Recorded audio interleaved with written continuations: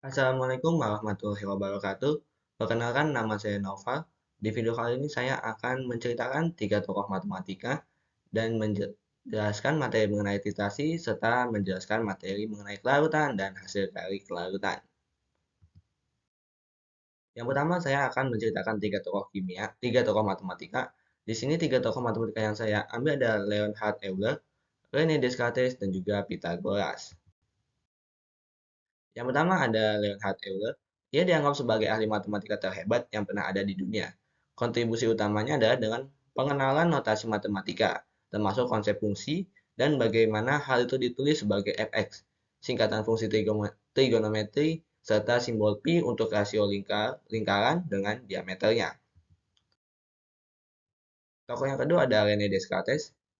Descartes merupakan ahli matematika, fisika, dan seorang filsuf asal Prancis.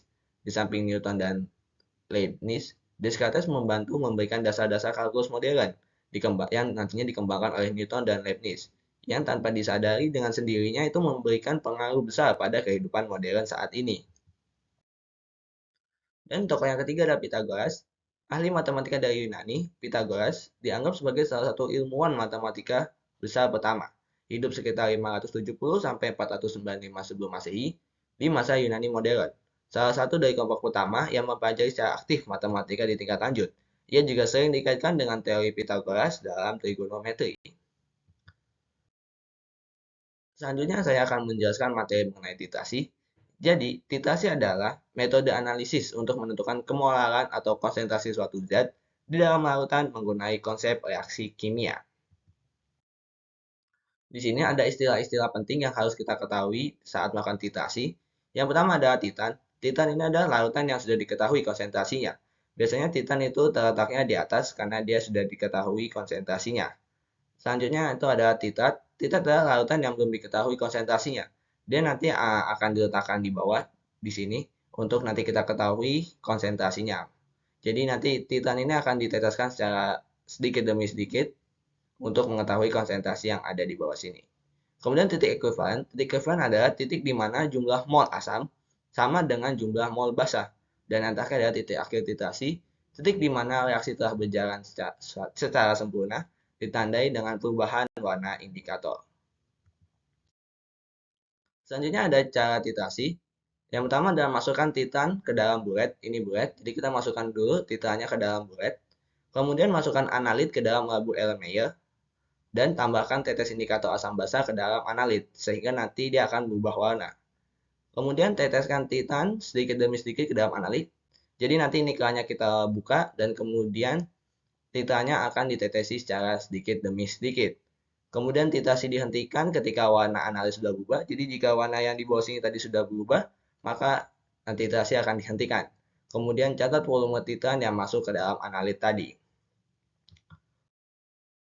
Nah, kemudian kita akan bisa menghitung rumusnya dengan menggunakan rumus A dikali MA dikali VA sama dengan B dikali MB dikali VB.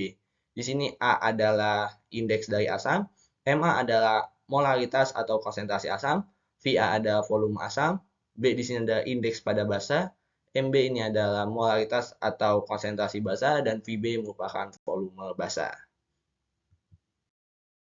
Oke, kita coba masuk ke contoh soalnya. Suatu sampel BaOH2 sebanyak 25 mili tepat dititrasi oleh 100 mili HCl 0,1 m.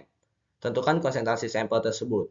Nah, di sini yang ditanyakan adalah konsentrasi BaOH2 yang belum diketahui. Dan yang sudah diketahui adalah konsentrasi asam. Kemudian kita tulis dulu apa yang diketahui. Yang pertama ada VB. VB-nya ini adalah volume basa dari diketahui 25 mili. Kemudian B-nya 2 karena sini jumlah OH2-nya 2. Kemudian volume asam di sini ada 100 mili. MA-nya 0,1 M dan A-nya indeksnya itu 1 karena H-nya berjumlah 1.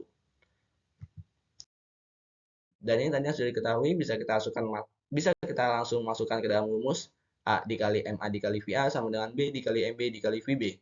A-nya di sini 1, MA-nya 0,1 dan VA-nya adalah 100. Kemudian B-nya 2, MB ini yang nantinya akan kita cari. Kemudian VB-nya adalah 25. Kita kalikan 0,1 kali 100 itu 10 dan 2 dikali 25 itu 50. Kemudian kita pindah luaskan, MB sama dengan 10 bagi 50. Nolnya bisa kita coret 1/5 atau MB sama dengan 0,2 M. Kemudian untuk contoh soal yang kedua, larutan asam asetat 0,1 m sebanyak 20 mili dititrasi dengan larutan natrium hidroksida 0,1 m. Pada saat penetesan natrium hidroksida mencapai 15 mili, pH larutan adalah. Nah, di sini kita sudah diketahui molaritas dari asam maupun basa. Kemudian ditanyakan ada pH larutan jika dia ditetesi 15 mili NaOH. Di sini juga sudah diketahui Ka-nya sama dengan 10 pangkat min 5. Jadi yang diketahui itu ada pertama Ma 0,1 m, Va 20 mili, Mb 0,1 m, Vb 15 mili, dan Ka-nya 10 pangkat min 5. Nah, dari yang sudah diketahui, kita bisa hitung dulu molnya. Pertama-tama, kita hitung molnya dulu. Mol asam sama dengan M dikali V. M-nya 0,1, V-nya 20, jadi 0,1 kali 20 itu 2 milimol. Kemudian mol basa sama dengan M kali V juga. M-nya di sini 0,1 dan V-nya 15, jadi 1,5 milimol. Selanjutnya kita buat persamaan CH3COH ditambah NaOH menjadi CH3COONa, ini garamnya ditambah H2O. Tadi CH3COH-nya 2 milimol, NaOH-nya 1, milimol, kemudian produknya belum terbentuk, dan yang nanti akan bereaksi 1,5 milimol, 1,5 milimol, maka nanti NaOH-nya tidak bersisa atau habis, sedangkan CH3COH bersisa 0,5 milimol, dan garamnya terbentuk 1,5 milimol. Nah, jika kita lihat di sini ini antara asam lemah dan basa kuat, itu berarti nanti akan membentuk larutan penyangga asam. Jadi di sini kita untuk mencari pH-nya menggunakan rumus asam dari larutan penyangga, yaitu H plus sama dengan Ka dikali mol asam per mol garam.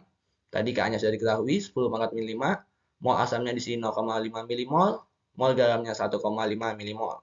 Kemudian ini kita coret jadi sepertiga. Sepertiga itu 0,33 dikali 10 pangkat min 5. Ini 10 pangkat min 5. Kemudian ini juga bisa kita tulis menjadi 3,3 dikali 10 pangkat min 6. Karena sudah dapat H plusnya, bisa kita cari pH dengan rumus pH sama dengan min log H plus. H plusnya tadi ini 3,3 dikali 10 pangkat min 6. Kemudian 6-nya ke depan, jadi 6 dikurang log 3,3. Log 3,3 itu sama dengan sekitar 0,5. Jika kita hitung dengan kalkulator, ini juga sudah dibulatkan. Jadi pH-nya sama dengan 5,5. Nah, untuk menghitung pH di titrasi ini, kita harus tahu dulu nih materi di asam basa, larutan penyangga, dan juga hidrolisis garam. Karena dia akan menggunakan rumus di 3 materi itu. Misalkan jika nanti yang bersisa NaOH, maka kita menggunakan rumus pH dari basa kuat. Sedangkan jika CH3COH dan NaOH-nya ini misalkan habis bereaksi, hanya menyisakan garam, berarti kita akan menggunakan rumus di hidrolisis garam. Jadi saran saya sebelum mempelajari materi titrasi ini, kalian pelajari dulu materi asam basa, larutan penyangga, dan hidrolisis garam untuk mempermudah memahami konsep dari titrasi ini. Oke, selanjutnya kita lanjut ke materi yang berikutnya, ada kelarutan. Jadi kelarutan itu adalah jumlah maksimum suatu zat atau konsentrasi zat yang dapat larut dalam sejumlah pelarut.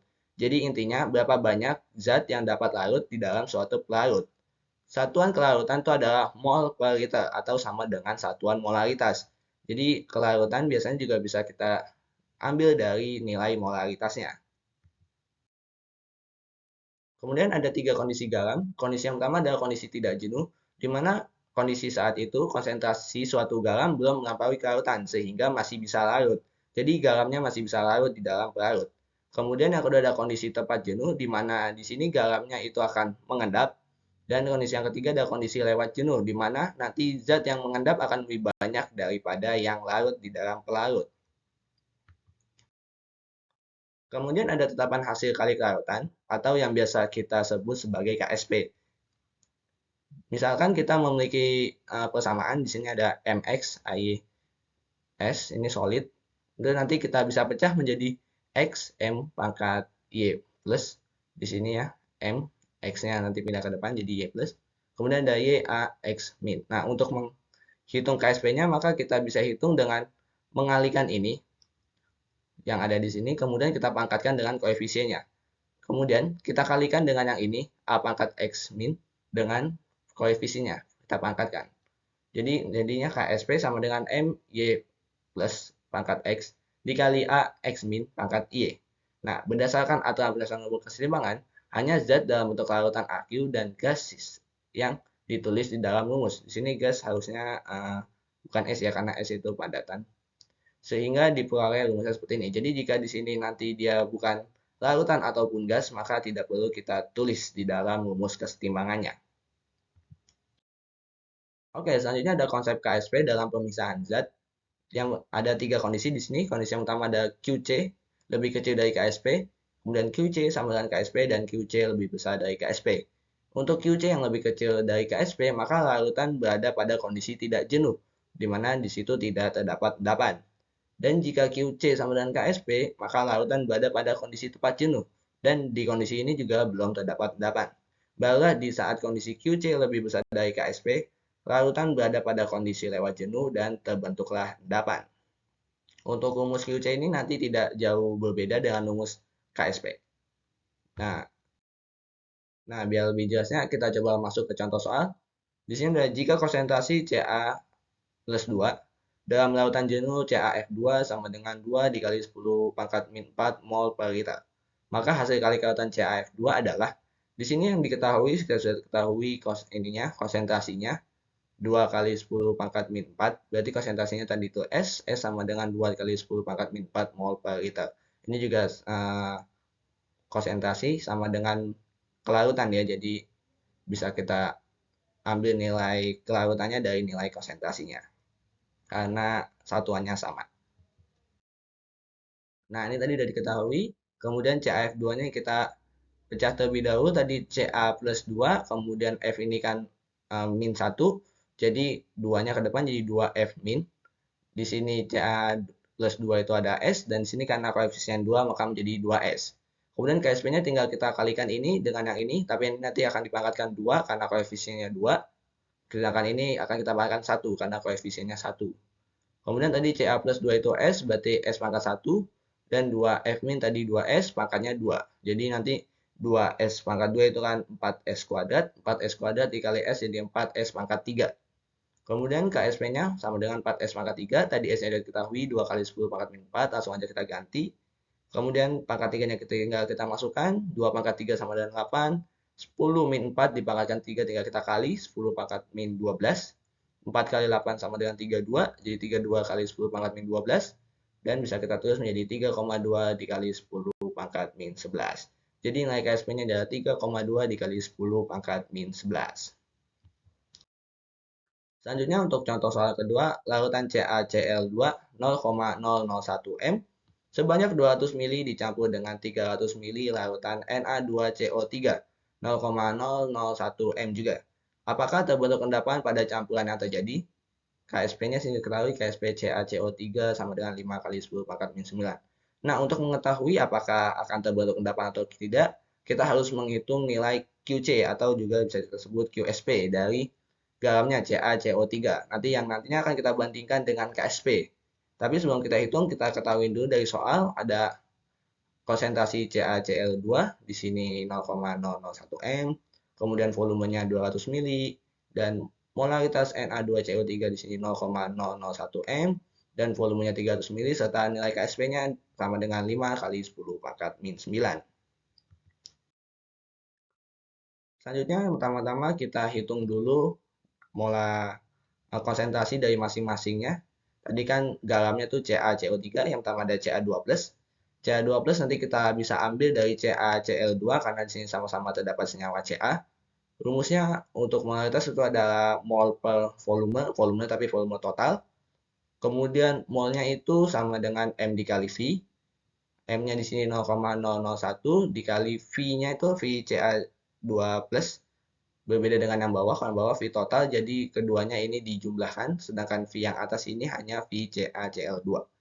Kemudian 0,001 dikali 200 dibagi 500, ini bisa kita coret-coret, nanti hasilnya akan menjadi 0,4 dikali 10 pangkat min 3. Atau bisa kita tulis 4 dikali 10 pangkat min 4 M. Kita lakukan hal yang sama dengan CO3 2 min, tapi kita ambilnya nanti dari Na2CO3 karena di Na2CO3 terdapat senyawa CO3. Mol sama dengan V total, molnya M kali V, 0,001 dikali 300, V totalnya 500, kemudian kita hitung, nanti akan menghasilkan 0,6 dikali 10 pangkat min 3, yang bisa kita tulis juga menjadi 6 kali 10 pangkat min 4 M. Setelah mendapatkan tadi Ca2 plus dan CO3 2 plus, di sini kita buat dulu reaksi persamaannya. Setelah jadi maka langsung kita kalikan karena di sini koefisiennya 2 dan 1 berarti tidak ada yang kita pangkatkan. Tinggal kita kalikan saja tadi Ca2 plus itu 4 kali 10 pangkat min 4 dan CO3 2 min itu 6 kali 10 pangkat min 4. Tinggal kita kali 4 kali 6 itu 24, 10 pangkat min 4 dikali 10 pangkat min 4 tinggal kita tambah pangkatnya, min 4 tambah min 4 jadi min 8. Jadi nilai QSP-nya sama dengan 2,4 dikali 10 pangkat min 7. Kemudian kita bandingkan dengan yang KSP-nya, KSP-nya 5 dikali 10 pangkat min 9.